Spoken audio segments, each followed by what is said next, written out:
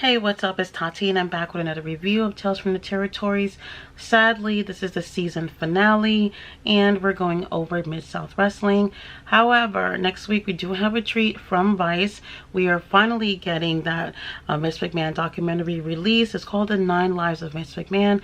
I hope they do this right. I want to hear the good, the bad, the ugly about Vince McMahon. I don't want to hear no biased shit. We do have Vince Russo and Jim Cornette definitely at two different places at the same time giving their interviews about Vinnie Mac. So I just want to hear as much truthness as possible.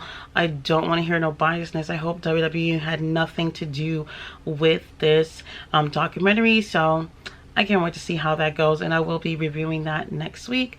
However, let's get into Tales from the Territories, Mid-South Wrestling. One of the founders of Mid-South Wrestling was Cowboy Bill Watts. He was huge on making sure everyone in the business kept kayfabe alive, especially the wrestlers. Exactly what you saw in the ring is exactly what you was going to get outside of the ring. So it was really important for them to keep these characters alive even in public. Now, one of the most famous baby faces that they had at this promotion was the Junkyard Dog. Now, he was extremely popular with the fans. However, Bill has had complaints by the president of the NWA himself about having a black man as a top baby face. Bill was not hearing any of that bullshit. He didn't care about race. It was about what he had to offer the territory, and he was a major draw, and people loved him for who he was and not for the color of his skin.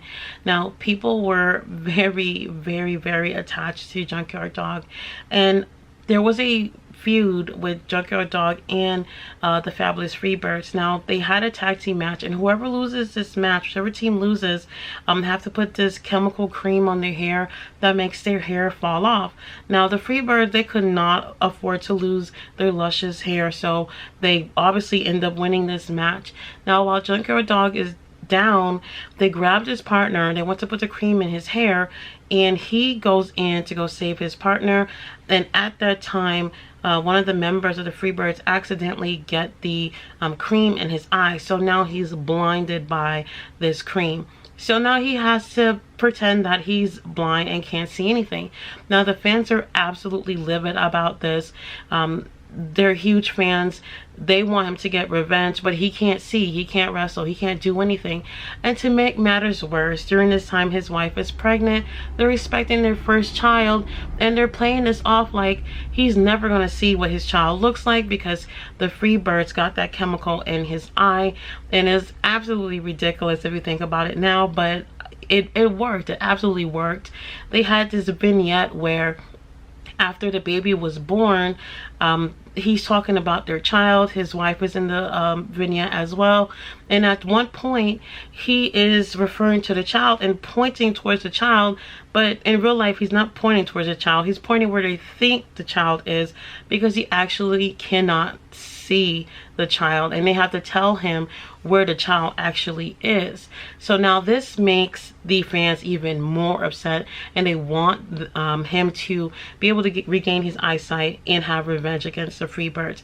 Now, this storyline brings so much heat to the Freebirds. Now, it got to the point where they had to be escorted to and from the arena by police. So what they would have to do is they will drive to the local sheriff's office and leave their cars, and then they're escorted to the building by police officers, and they're there with them throughout the shows, and then they're brought back to the sheriff's office. Now, this idea actually potentially saved their lives, because at one of these events there was a guy who actually had a gun, and they end up getting the gun from this guy, and on the bullets it had the word Freebird on it. So this was obviously intended for at least one of those members. So had the police not been there to help, because they had drawn so much heat towards themselves, that could have been a potential fatal situation for them. So for this panel, we had Jim Ross, Ted DiBiase, Michael P.S. Hayes and Jake the Snake Roberts, talking about their stories at Mid-South Wrestling. One of the persons that I was really surprised that was not part of this panel is Jim Duggan. He's someone that I would have expected to be on the panel. However, they did have a story about him and Jake Roberts at a bar where he ends up fighting a guy. Now this story is actually kind of strange. So Jim is sitting at the bar with Jake and he's just drinking way too much. Some dude comes in the bar and he's flexing. He got all these muscles and he's showing off, letting everybody know like he's the biggest dude in there. Now Jim, he's big as hell too, and he's like, yo bro, I'm big too, what's up? And he gets up and he's walking towards this guy. He don't know him, they don't know each other, and he's walking up to him and this guy punched him dead in the face. Now Jim had on these glasses, so he ends up punching the glasses in his face and it ends up breaking in his face. Now Jim obviously is upset and now they start fighting. Now the crazy thing about this fight is that Jim is so drunk that he is not connecting any punches that he's throwing, but this guy is beating the hell out of Jim. Now it got to a point where the guy punched him real hard and he ends up falling down onto his knees. So Jim is on his knees and he can't see, he don't know where the guy is at, so he is like kind of like squirming on the floor looking for the guy. And he finds the guy and he starts getting up and he's touching the guy so you can feel him. And then at some point Jim's hand get on the guy's face, like right over his mouth, and the guy bit his thumb really, really hard. And Jake is just standing there like, what the fuck is going on? Because he knows that if Jim is too drunk to fight and he gets his ass whooped, he's gonna have to go in and help Jim out and, you know, be part of that fight. And he actually doesn't want anything to do with this.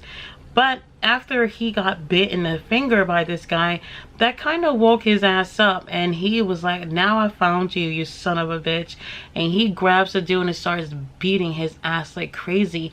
And it got to the point that the people in the bar kicked Jim out the bar because he was assaulting the guy who was already assaulting him first. So I think that was so weird that they ended up getting involved in the fight once Jim started, you know, taking over in that fight. So they put him out and he's banging on the door trying to get back in because he wants to keep fighting.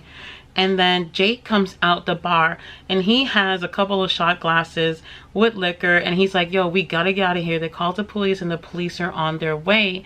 And the police have to go drive like on a highway where it's close, but they have to drive like around so they can get off the highway to make it to the bar. So they had a little bit of a time to run away. So Jim, he takes one of those glasses from Jake and he puts his bloody finger inside the liquor, and I know for a fact that it had to have been burning so bad because he was just bleeding really bad in his thumb from being bitten. And they ran away and they didn't get a chance to even meet up with the police officer and they didn't get arrested. But I just thought that was so weird that obviously guys to get drunk and they end up getting into fights, but who wants to be looking for a fight, right? So Jim Ross talks about one of his partners for commentary, which was Leroy McGurk. Now, the interesting thing about Leroy is that he used to be an amateur wrestler turned pro wrestler who was one of the founders of Mid-South Pro Wrestling. And he was doing commentary with Jim Ross and he's blind. So what was interesting is that they would ride together going to, you know, different shows. And on one ride, Jim is driving and Leroy is sitting there in the front seat with a box on his lap. He opens the box and it's a gun. Now JR is nervous. He's driving like a crazy person. He doesn't know what's gonna happen. Then out of the blue, Leroy is like, who the hell is Ted DiBiase? And Jim doesn't know what to say. And he asks him, is he dating my daughter? And he knew the answer, but he doesn't want to get involved. Now Leroy is blind. They could have even been in the same room with this dude and he wouldn't even know what the hell was going on. So now he's so upset. And he's like, well, this gun is for Ted and I'm going to kill him and I need your help. Now Jim is just absolutely scared, and now Leroy has a plan on how to get this done. Now this is so fucking silly. So his plan is they're going to get to the hotel room. They're going to have someone call Ted to come to his hotel room. And when Ted gets over here, hear this out, okay? Jim, okay, is going to move his chair. So he's going to be sitting on a chair, and Jim is going to be moving the chair so he can face Ted when he gets in the room, so that he can aim exactly where Ted is standing at, so he can get a good shot to kill him. Now when Jim hears this, he's like, oh hell nah, I'm not gonna be an accomplice with this. Not only does he know the plan, but now he has to help him with finding where the hell Jim is standing in this room.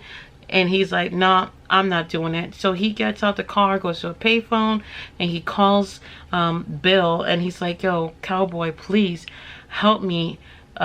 Leroy is crazy as hell. He wants to kill Ted about his daughter.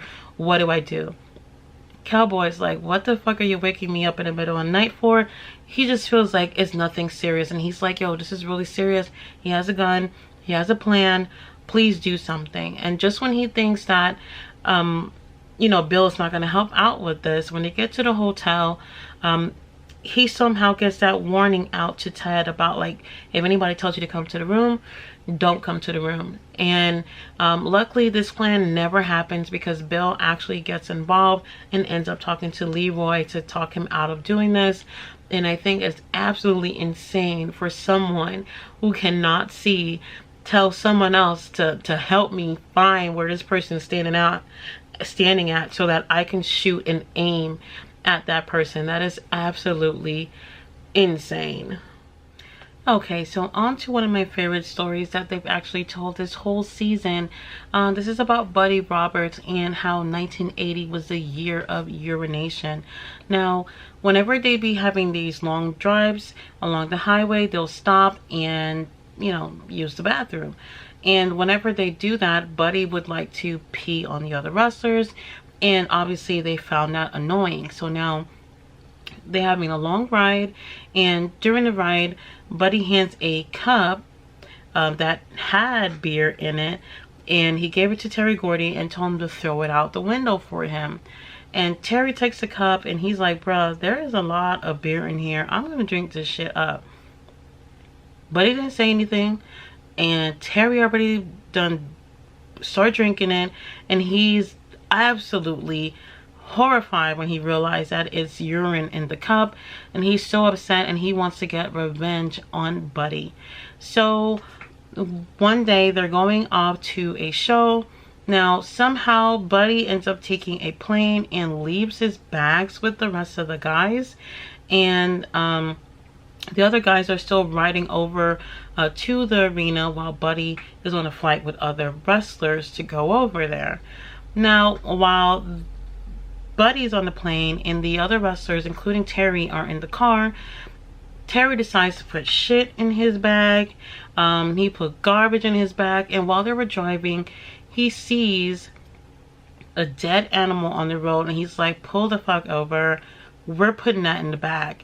And they helped him put a dead possum full of maggots inside his bag, and they take this thing all the way over to the show, to the locker room, where everyone is absolutely gagging about the smell. Now Jake said he saw the bag and it was like at least 100 flies surrounding the bag, and it smelled so bad that he just couldn't fucking breathe, and he had to get away from the smell. Everybody was smelling it, including the smell was just circulating around the place, that even people outside the locker room smelled it as well. So now Terry, he gets to the arena. He goes backstage into the locker room. Obviously he smells this, and he goes to his bag and actually takes his gear out the bag. Now what I like about this story is that Buddy doesn't even seem fazed about this at all. he basically moves the possum, moves the shit, get his gear, puts it on, and goes to the ring with this on. He smells absolutely horrendous, and people in the audience is even throwing up because of the smell. And what's so badass about it is that when someone does something to get at you and you actually have no like reaction, or don't have an reaction that they're expecting you to have, that bothers people, right? And I think that was so badass that he just made it seem like it was absolutely nothing that went on and just kept going about his day. I'm pretty sure Terry was just really upset about it and probably ended up playing another rib on him at some point that might have gotten to him. But I think that was absolutely so cool of Buddy to just act like it was nothing. Okay, so now, just like every other territory, there comes an end. Now, obviously, Vince McMahon is wiping out territories left and right, and Mid-South Wrestling is losing a lot of their wrestlers to the WWF, like many other promotions. Now, the NWA decides to have a meeting. All their promoters come together and come up with a solution for, you know, keeping their wrestlers, getting some of these guys back, and just, you know, winning this war against Vince McMahon. So now they want to be a cohesive unit and, you know, go national and compete with Vince McMahon. So now they got all these guys come together to discuss how this was going to go down. And Cowboy Bill Watts decides to take Jim Ross with him to go to this meeting. Now, Jim is there and he's listening. And the problem is that everybody is just not really agreeing with what to do next. So Jim, he decides to get up and goes to the bathroom. He's in the bathroom, and a few minutes later, he hears a couple of guys come in. And these guys are talking about how to get rid of Vince McMahon. One of the guys said, bro, I'm going to give you $750 to kill Vince McMahon. As soon as JR hears this, he quietly lifts his feet off the ground and he's like kind of squatting on the toilet seat. He doesn't want anyone to know that he's there listening to what they're saying. And after they're discussing this, these guys end up leaving the room. And then JR gets out the bathroom, and as he's leaving, he sees Bills, and Bill is like, bro, let's get the hell out of here. These guys don't know what they want for lunch, better yet what to do to save you know, these wrestling promotions. I don't know what's going to happen moving forward. So they end up leaving. Now in '87, Bill does end up selling Mid-South Wrestling to Jim Crockett Promotions. They do end up calling it the Universal Wrestling Federation, UWF. That is not related to the promotion that Herb Abrams ended up having a few years later. But ultimately, things did not work out. Within a year, they end up crumbling. Many wrestlers end up leaving, and there was just absolutely nothing they can do to save it. And obviously Vinnie Mac ends up winning the war, and we have WWF basically just being the sole survivor of all these wrestling promotions. Now, while this is a good thing for wrestling fans, it obviously were not a good thing for these promoters. So you guys, I'm so bummed out that it is the season finale. However, next week we do get to have the Vince McMahon documentary to go over, and sometime next year we will have a Dark Side of the Ring new season, and I'm so excited for that as well, because I know a lot of people seem to be happy that the show might have been canceled or whatnot, but they have been filming for, I want to say, like over a month now for the new season. So I'm excited about that. So join me next week for the review for the documentary, and also tomorrow I do have my prediction video that I'm going to put out for the ROH Final Battle pay-per-view. That is this Saturday, I think around like 4 o'clock or whatnot. I wasn't too excited for the pay-per-view, but now, after watching Dynamite, I'm definitely looking forward to this. Thanks for watching my review.